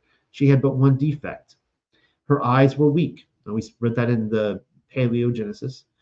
And this malady, I always want to say malady, but it malady, she had brought down upon herself through her own action. Laban, who had two daughters, and Rivka, his sister, who had two sons, had agreed by a letter. All right, so they're writing each other with the mail service back then, the King Og Rephaim mail service. No, I just made that up. While their children were still young, that the older son of the one was to marry the older daughter of the other, and the younger son of the younger daughter was to do the same. And of course, remember how much Esau, even though he deceived his father, grieved them eventually. When Leah grew to maidenhood and inquired about her future husband, all her tidings spoke of his villainous character. And Esau now, okay, she's hearing all these evil things about Esau, and she wept over her fate until her eyelashes dropped from their lids. I don't know if this is Religions of the Jews. I don't know where they're sourcing this from. It's not from any book I've read. But Rachel grew more and more beautiful day by day. For all who spoke of Yaakov praised and extolled him, and good tidings make the bones fat. Now, I'm under the impression here, guys, that Leah and her sister's name Rachel, they're actually twins. I know it doesn't say that right here. I'm under that impression. If I'm wrong, I'm wrong. But I think it's same thing with Adam and Eve again. We see in the book of Adam and Eve, they too had twin sisters. Twin sisters were supposed to marry the twin brothers. Leah and Rachel are supposed to marry the twins, Yaakov and Esau. In view of the agreement between Laban and Rivka, now again, I'm married to a twin. All right, I'm married to an identical twin. And a lot of people would be like, well, even if the lights were on, he might mistake, Rebecca for Leah. Not like, no. Like, even if they're identical twins, like if you're intimately involved, if you're like in love with one, like you can tell the difference. And I could tell you guys so many stories. I don't have time to. I could just do story hour about what it's like being married to an identical twin and how all these other people claim they can't tell the difference. And you're like, really? Like, it's night and day difference to me. But to all these other people are like, they look straight at both of them and they're like, how do you tell them apart? And I'm like, I don't know. I just do. I've never missed. It's not that hard. But I have a lot of actually stories, some funnier than others about that.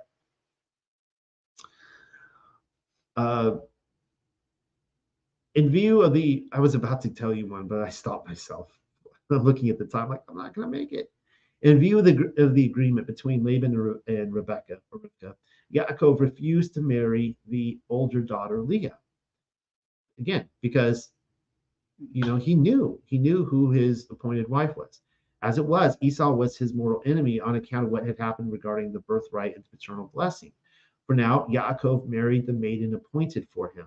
Esau would never forgive his younger brother if he married the wife appointed to him. But so I don't know what's going on here. I don't know if Esau is refusing to marry her just so Yaakov, his younger brother, can't get a wife, because he's like, if I don't marry Leah, you can't marry. I don't know what's going on here, but you can now start to see that what's happening, that Yaakov offered Esau the bride price, and Esau should have taken that money and gone and purchased Leah with it. He didn't. He just took it and ran. You can kind of see what's happening here now. Hopefully the picture is coming together in a new way. Laban was of another mind. He purposed to marry of his older daughter first. I mean, not surprising, really. I mean, that's still a custom all over the world. For he knew that Yaakov would consent to serve him a second period of 7 years of love for Rachel. On the day of the wedding, he assembled the inhabitants of Haran and addressed them as follows. You know well that we used to suffer from lack of water. And as soon as the pious man Yaakov came to dwell among us, we had water in abundance. What have thou in mind to do? They asked Laban. He replied, if ye have not to say against it, I will deceive him and give him Leah to wife. All right, I want to skip ahead here. let's see. You see the same thing, the Halia type of thing. It's kind of funny. All right, but this is really good. I thought this was such a great observation, Legends of the Jews. When the bride was led into the nuptial chamber, the guests extinguished all the candles. Whatever. Okay. Let's see. Yaakov therefore did not discover the deception practiced upon him until the morning, because they even went and extinguished all the candles in the bride chamber. During the night, Leah responded whenever he called Rachel. All right. So at this point, now you're trying to figure out like what's going through Leah's head, right? She clearly doesn't want to marry Esau. She knows that her younger sister is appointed for Yaakov.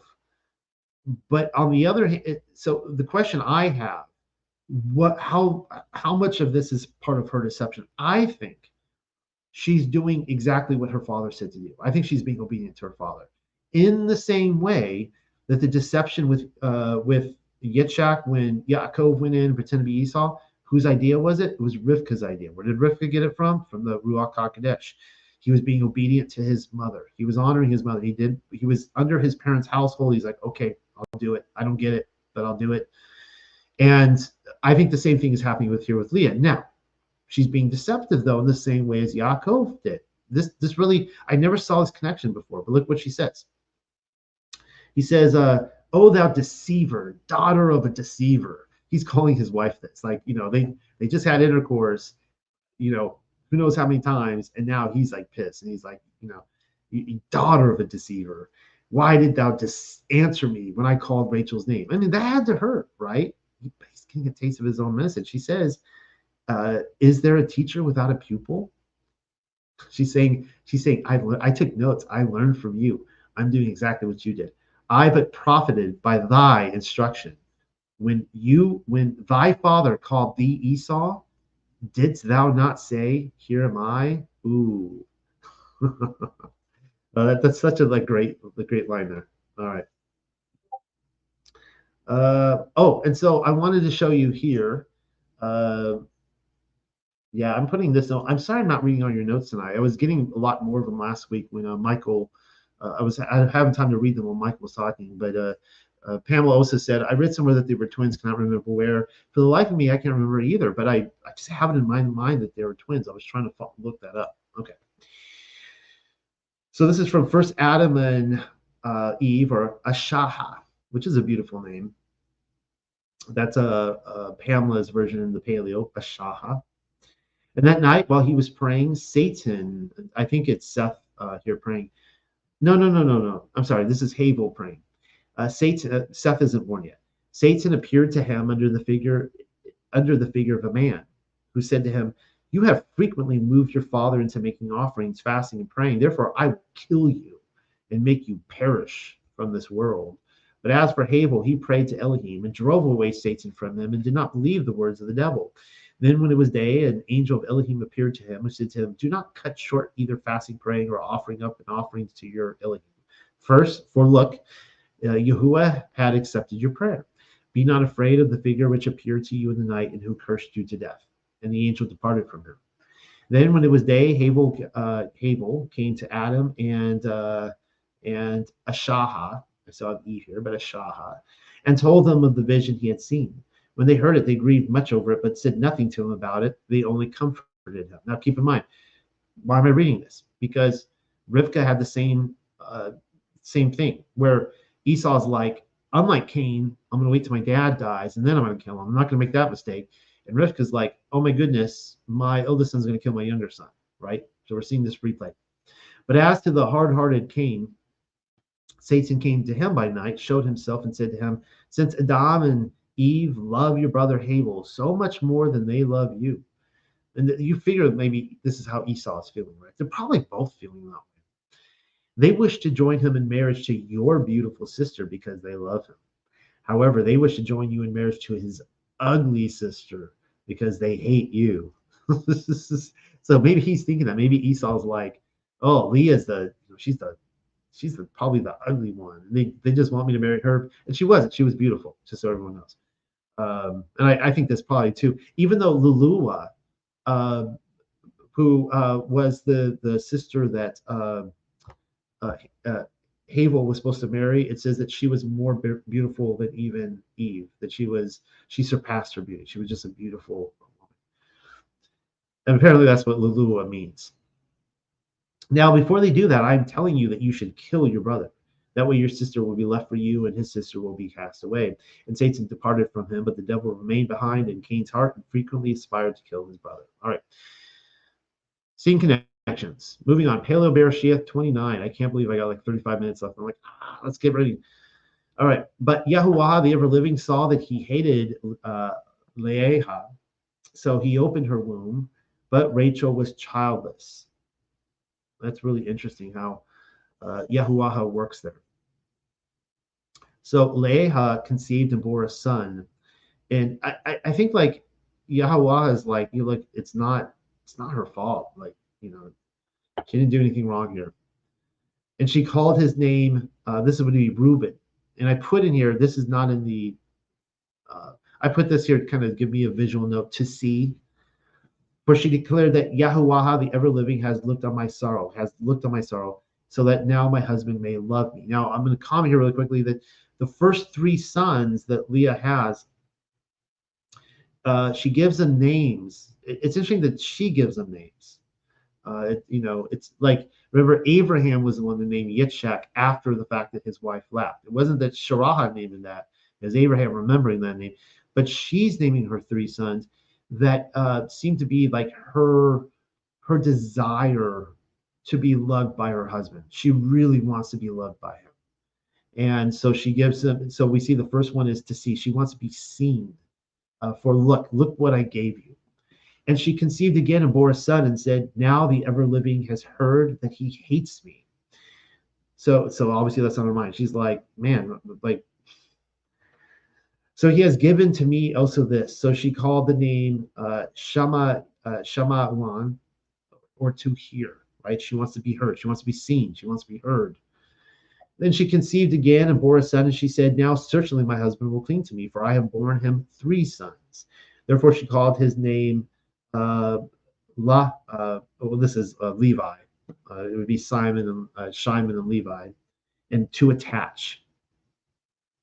She also conceived again and bore a son, and she said, this time I will praise Yahuwah.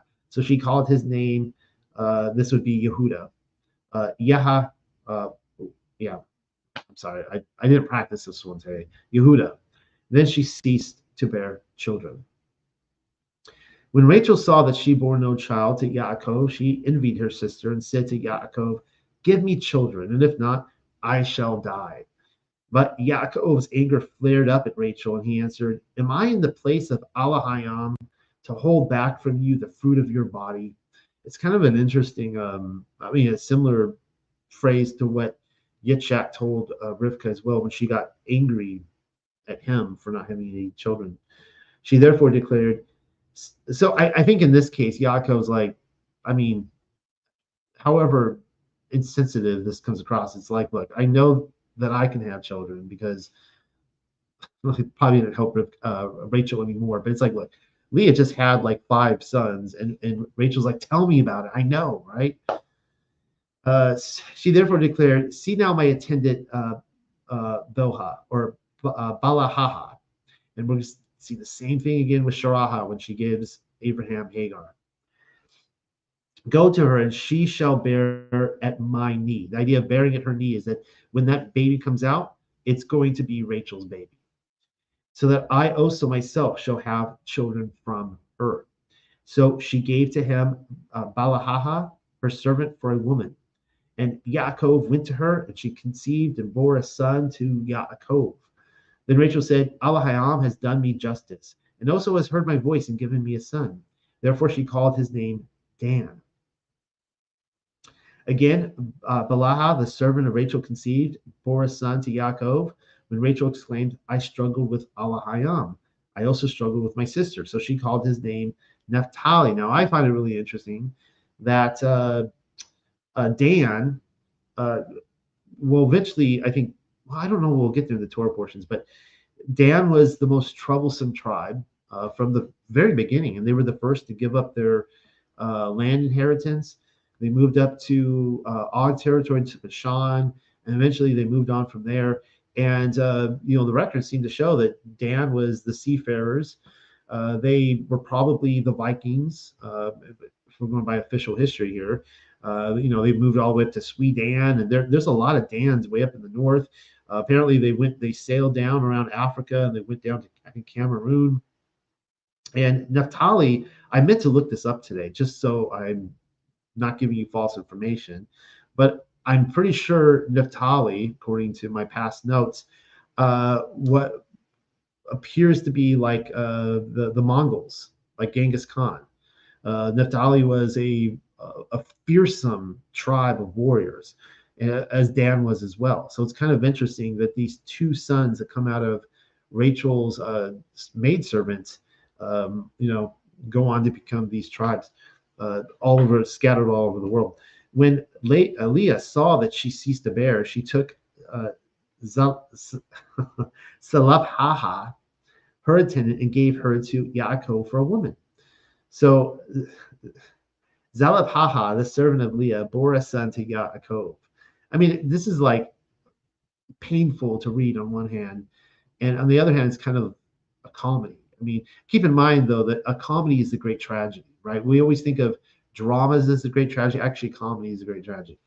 I mean, it's like painful to read this and see like that. I'm sure there are some guys out there that are reading this and going, "Wow, this is amazing! Look at all the sex this guy is getting."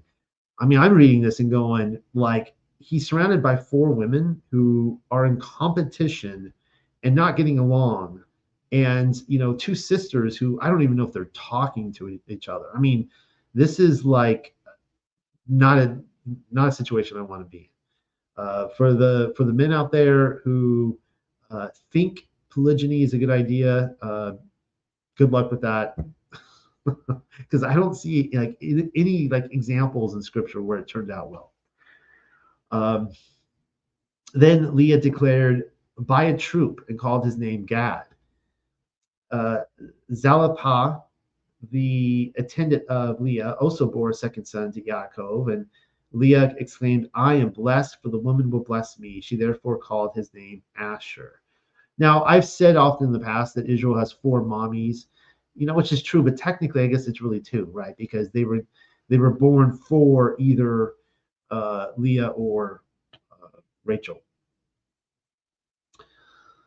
Reuben once went out at that time of the wheat harvest and found love apples in the fields. I would be curious, Pamela, she's in the room right now, about the love apples translation, and brought them to Leah, his mother. When Rachel said to Leah, "Give me, I pray, some of your son's love apples." But she said, "Is it a trifle that you have taken my man? And would and would you also take the apples of my son?"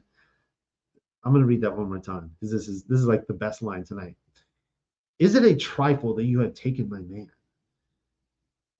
And would you also take the apples of my son?" When Rachel replied, "Come now, he shall sleep with you tonight in exchange for your son's apples." They're actually exchanging sex as currency here for apples. All right. So when Yaakov came from the field in the evening, Leah met him and said to him, "You must come, for I have hired you with the love apples of my son.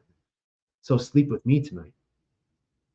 And Alahayam heard Leah, so she conceived and bore a 5th son to Yaakov. Wow, I guess those love apples, even Yahuwah honored that. I want to know about these love apples more. Leah therefore said, "Alahayam has paid me wages because I gave my servant to my husband." She therefore called his name, this would be Issachar, or Yasha Shakar.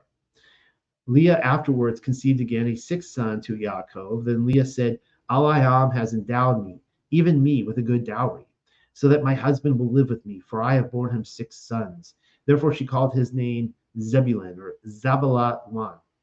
She afterwards also bore a daughter and called her name Dinah, or Dinuha.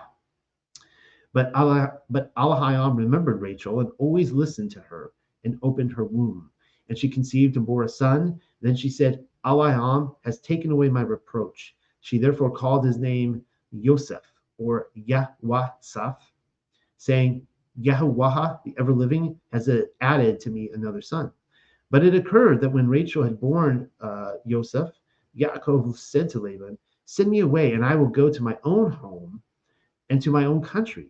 Give me my woman and my children whom I have served you for, because I must go with them, for you know the wages for which I have served you. But he replied, name your wages to me, and I will give them to you. I will give you them.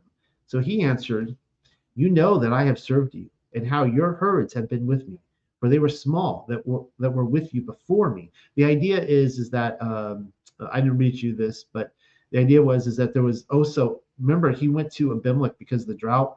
Well, this huge famine was out there too, and apparently the flocks had been decimated.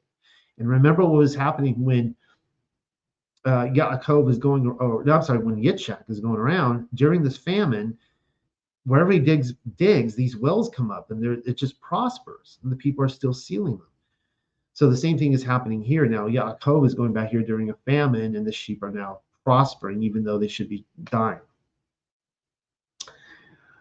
And Yahuwah, the ever-living, has blessed you at my feet, or barakaha you. Yet have I gained even a house of my own. But he replied, what shall I give? Then Yaakov answered, you shall not give me anything. If you will do this one thing for me, I will conduct your sheep and guard them. I will go over your sheep today, counting every sheep speckled or spotted, and every black sheep among the lambs, and every spotted or speckled in the rams. They shall be my wages. And you shall assign them justly to me from today forward, as my wages from you. And that is not spotted or speckled in the goats, or black in the sheep. It shall be a theft with me. And Laban replied, it shall be exactly as you say. He therefore separated on that day the marked and spotted rams, and the marked and speckled of the goats from all that were white, and all that were black sheep, and gave them to the hands of his sons, and put a 3 days' journey between them and between Yaakov's. But Yaakov shepherded the other sheep for Laban his father-in-law. And Yaakov then selected young wands of willow, and almond, and sycamore, and peeled them, peeling to the white so as to show the whiteness of the wands. And he stuck the wands which he had peeled near the watering troughs where the sheep came to drink, in the side of the sheep when they were hot for breeding after drinking. So the sheep were hot amongst the wands and bore, and the sheep bore marked and spotted and speckled. Then Yaakov separated the lambs and placed the faces of the sheep toward the stripped, and gave all the black among the sheep of Laban to his own flocks, and did not assign them to the sheep of Laban. Thus, when any of the strong sheep were hot for union, then Yaakov placed them among the wands. Before the feeble of the sheep, however, he placed them not. So the feeble went to Laban, and the strong to Yaakov. Thus the man increased very much, and he possessed many sheep, and women, and men servants, and camels, and asses. Of course, it's kind of interesting, right? Because the speckled sheep is, I'm assuming that, because they're not pure white, right? They're for wool clothing and other garments and things that you would use wool for. The speckled are a much cheaper currency, right? So he's like, yeah, I'll give you that. He doesn't think he's going to have many of them, right? And it's like the trouble with tribbles. They're just duplicating everywhere. But he heard the words of the sons of Laban speaking, Yaakov will take for himself all that our father has, and from our father possess he has made all his wealth. Yaakov consequently regarded the face of Laban and perceived it was not with him as formerly. So again, we're seeing the same thing with the strife, the contention that followed Yitzhak around. Now it's with Yaakov. The family he's married into now, they are so envious of his wealth. And it's almost like, yeah, if they can't have it, then it's like, leave us, right? But they don't really want him to leave because they want it, right? They want it all for themselves. They just don't want Yaakov there. Then Yahuwah, the ever-living, said to Yaakov, return to the land of your fathers and your birth, and I will be with you. So Yaakov sent and called Rachel and Leah to the field of his sheep and said to them, I'm going to fast forward through this so we can end it. I see that the face of your father is not with me as formerly, but the Elohim of my fathers is with me. Now you know that with all my strength I have served your father. but your father has deceived me and changed my wages 10 times. Allahayam, however, did not allow him to do evil to me. For when he said, the spotted shall be your wages, all the sheep were spotted. But if he said, the streaked shall be your wages, then all the sheep were streaked. So Allahayam took away the flocks of your father and gave them to me. So you see that? So it's like no matter what Laban is saying here, like he's like, all right, this year it's gonna be all streaked. You can have all streaked, because last year there weren't many streaked, and then now they're all streaked. It's like, oh, okay, there weren't that many spotted, so this year you can have all the spotted, and then they're all. It's like, okay, So it's that's what I'm reading into this. This is where he keeps changing his wages 10 times, right? And Yahuwah is like, like you keep changing his wages, but I'm going to make sure that what you change it to, that's going to be what he's getting most of. It also happened in the season of the heat of the sheep that I raised my eyes in a dream and saw the rams leaping on the streaked, speckled, and spotted sheep. There's a lot of reproduction in this Torah portion, let me tell you. And Malak, or the messenger, the Allahayam, said to me in a dream, Yaakov, and I replied, behold me. Then he said, lift up your eyes and see all the rams leaping on the street, speckled and spotted sheep, for I have seen all that Laban has done to you. I, the Al of the house of Al, Bethel, which you consecrated there in the pillar which you dedicated to me, where you vowed a gift. Go from this country and return to the country of your birth.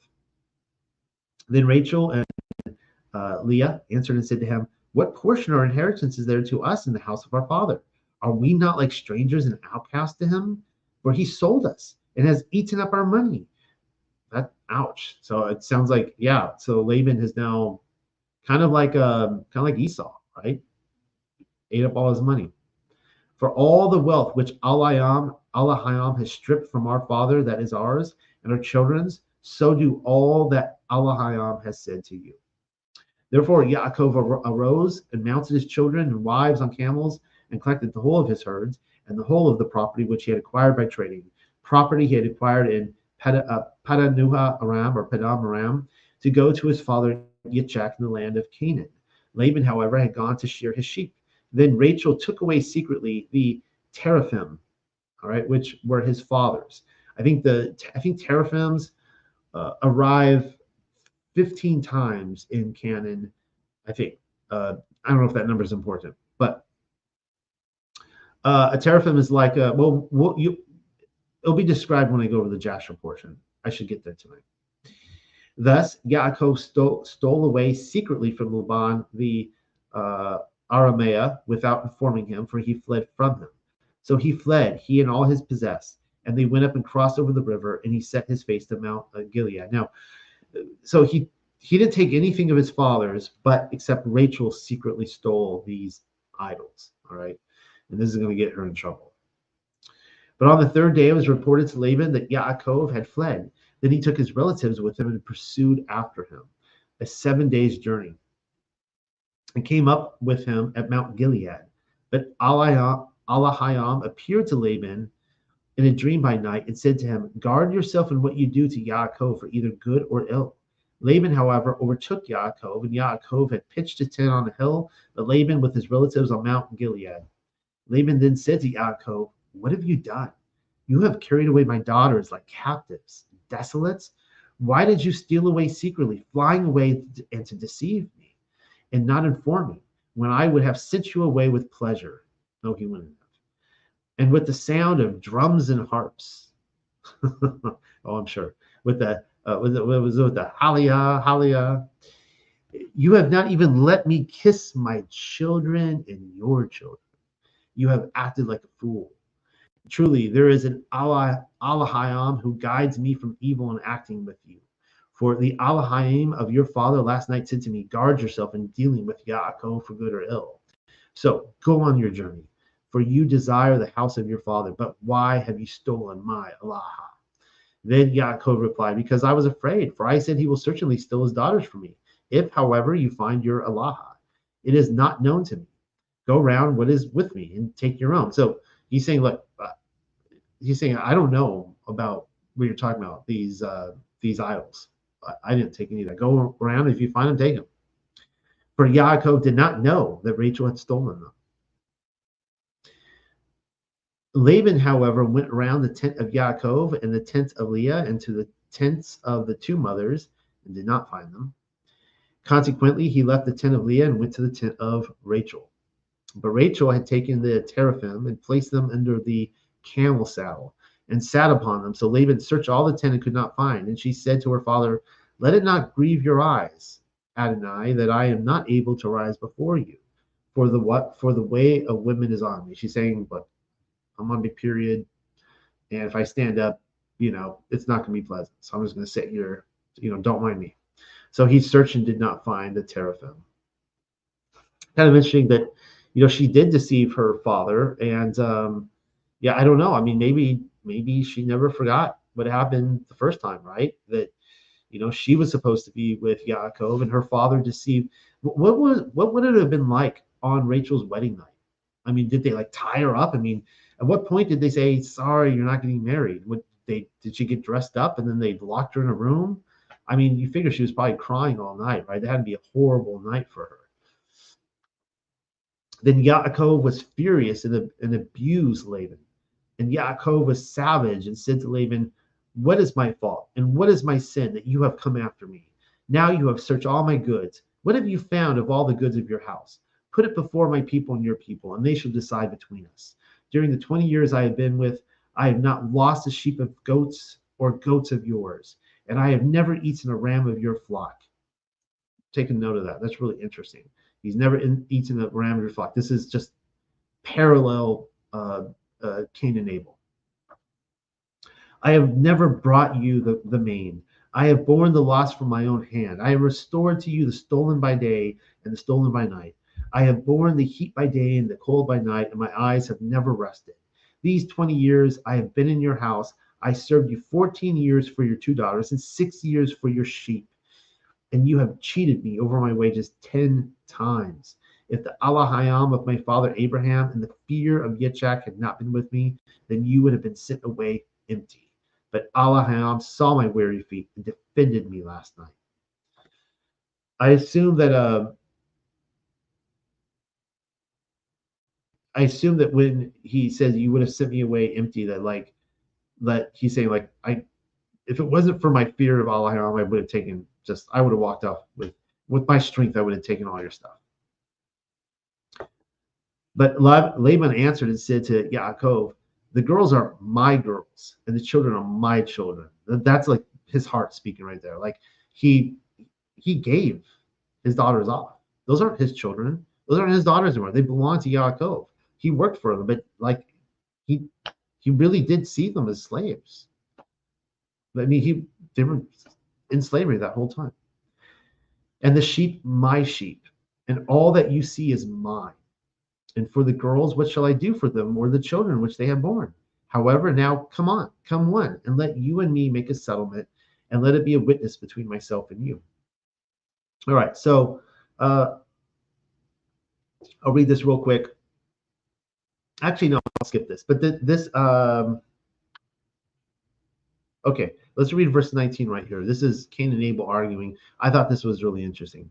"And Abel answered his brother Cain and said unto him, What is there between me and thee, that thou shalt eat the flesh of my flock and clothe thyself with their wool?" So Cain is complaining that the sheep are going onto his land, and he's like, "Well, when they go onto your land, you're eating them and you're taking their wool, right? Those are my sheep." So kind of interesting little conflict there about how Cain also had this desire, like all the things that are yours are really mine. And Yaakov is saying, "Look, I didn't eat any of your sheep," right? He's like the Abel in the story. Then Yaakov took a stone and set it up with both his hands, and Yaakov said to his father-in-law, "Let them collect stones." So they collected stones and made a heap. Then they feasted on the heap, and Laban called it for himself the heap of the witness. But Yaakov called it for himself the heap of evidence. Kind of a little interesting there. It's almost like Laban's like the witness against you, and Yaakov's like, "No, this is like, the evidence for me," right? And I almost wonder if there was a salt covenant going on here, right? Because you're eating together on this stone, or these heap of stones. Laban also said, "This heap is witness between me and you today. For he said, let Yahuwah, the ever-living, watch between me and between you to keep each from evil. If you grieve my daughters, and if you take wives besides my daughters, when we are not together, let Allah Hayam see the witness between me and you. Then Laban added to Yaakov, see this heap and see the pillar which I have raised between me and between you. Witness this heap and witness the pillar. If I should pass over to you beyond this heap, or if you should pass over to me beyond this heap and this pillar for evil, the Al-Hayam of Abraham, the Al-Hayam of Nekawar, judge between us, the Al-Hayam of our fathers. Yaakov, so it's basically saying like, you stay on your side and you stay on your side, right? It's almost like if you come on my side, the way I'm reading this is that, like, if you come on my side, this is, of course, Laban speaking. If you come on my side, and I accuse you of doing evil, because he's like you stole from me. All this that you have, this is all mine. So I guess in my grace, I'm letting you go over here, but don't come over here again. Don't come on this side again after what you did to me. The Al-Hayam of our fathers, Yaakov then swore by the worship of his father Yitzchak. And Yaakov sacrificed a sacrifice on the heap and invited his relatives to eat bread. So they ate bread. So I'm thinking this is like a salt covenant here. And they rested on the heap. Laban then rose up in the morning and kissed his sons and daughters and blessed them and went and returned to his own place. But Yaakov continued his journey. And a messenger, a Melech, Al-Hayam, met him. So Yaakov said, what a glorious encampment of Al-Hayam this place is. Therefore, he called the name of the place the encampment. We're going to end there tonight. We got a few more minutes. So I will talk about these idols real quick. They're also called images. And so I'm reading from Jasher right here. So if you've never heard this before in Jasher, it's pretty fascinating. And this is the manner of the images. And keep in mind, this is what Rachel stole from her father. In taking a man who was the firstborn and slaying him, and taking the hair off his head, and taking salt and salting the head and anointing it in oil, then taking a small tablet of copper or a tablet of gold and writing the name upon it, and placing the tablet under his tongue. So he's decapitated head, taking this tablet of gold, putting it under the tongue, and taking the head with the tablet under the tongue and putting it in the house and lighting up lights before it and bowing down to it. So they would put candles all around it. It's an idol. They're bowing down to it. It's in the house. And at the time when they bow down to it, it speaketh to them in all manners that they ask of it through the power of the name which is written in it. All right. So I don't know if this is the name of specific spirits, specific gods, whatever, but apparently the spirits would come and speak through this idol.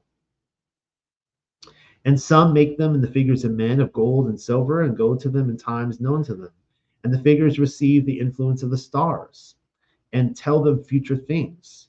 And in this manner were the images which Rachel stole from her father. Now, why are they receiving the influence of the stars? All right. So interestingly enough, in the Testament of Solomon, one of the unclean ruachoth go before Solomon. He has this ring that is able to, kind of manifest spirits from the hidden world, the spiritual world, and they come before him. And one of them says that the reason why we can predict the future and we can know things is because we go up to the firmament where the stars are. We go up to this is where the prince of the power of the air is, right? The ether. And they go up there and they can hear what the stars or what the spirits up there are saying about what is to befall mankind. Specific like orders that are about to come and stuff. And they talk about how the falling stars are actually when they lose strength and they come back down to the earth.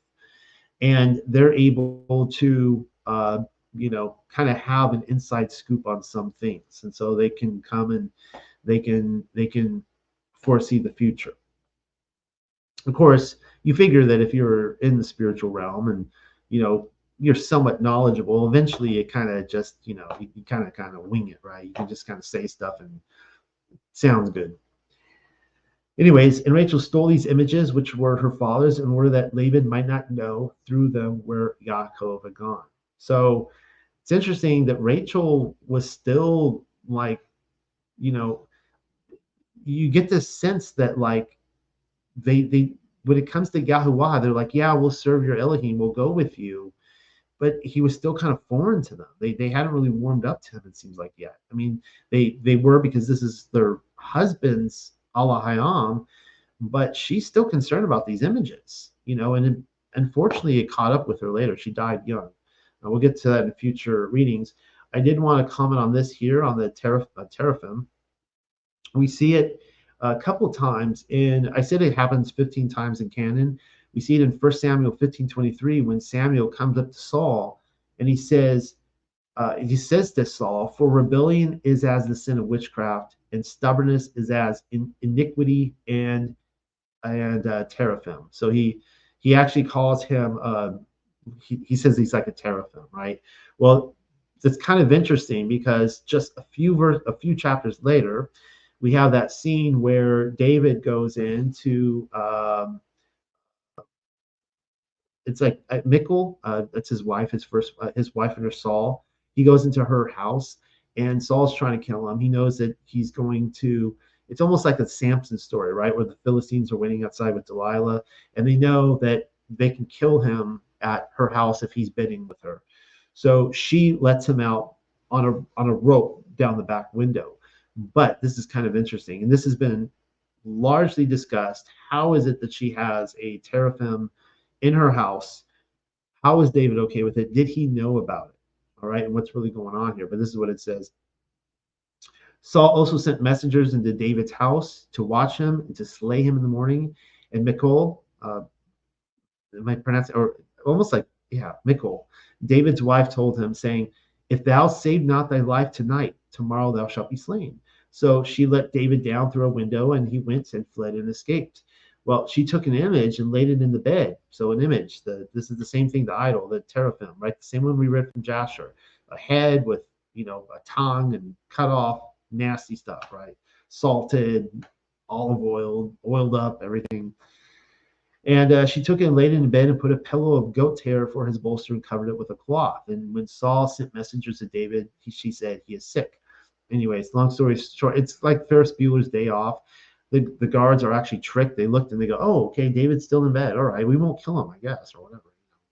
And they went back, and Saul's like, "What? You didn't bring him to me? Bring him back to me so I can kill him. What are you guys doing?" Right? And they went back and they discovered it was an idol that they've been had. So I'm gonna end it there tonight. That really was like, well, we got through that.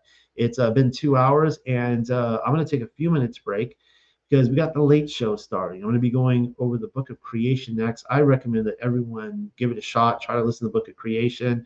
Of course, I'll give an introduction on it when we get into it. So if this is where you're getting off on the train station, if this is your stop, Shabbat Shalom, everyone, one last time. Hope to see you guys next week. And the rest of you, I'll see you guys in a few minutes or whenever you choose to watch the video.